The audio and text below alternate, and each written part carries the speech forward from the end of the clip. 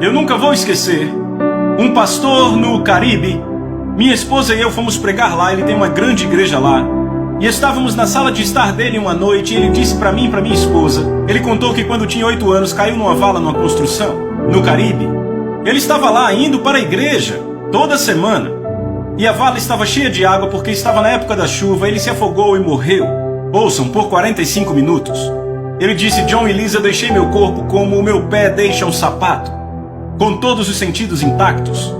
Ele disse, eu me lembro que quando eu deixei meu corpo, eu comecei a ir para baixo muito rápido e tudo ficava muito escuro.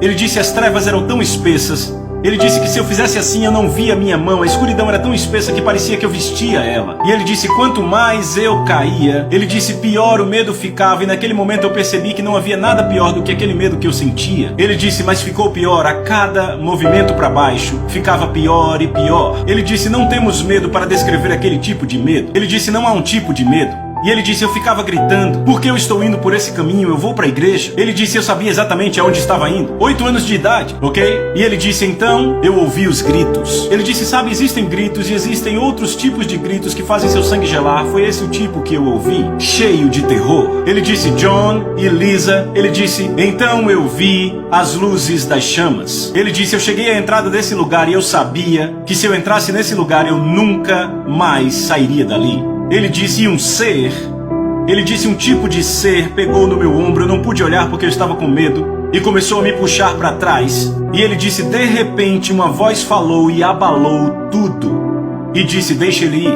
E o ser disse, não, ele é meu. E a voz disse, deixa ele ir, ele é meu.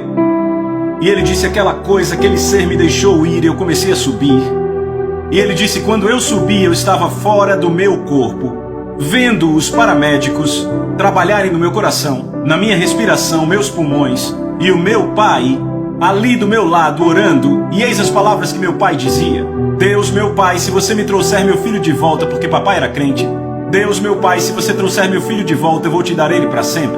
E agora aquele jovem é um pastor e ele já é pastor há anos no Caribe.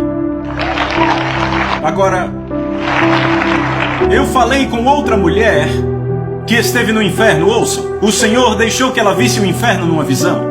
Ela disse para mim, ela disse, John, ela disse, aquele lugar é indescritível. Não temos nenhum tipo de tormento ou horror para descrever esse lugar na terra.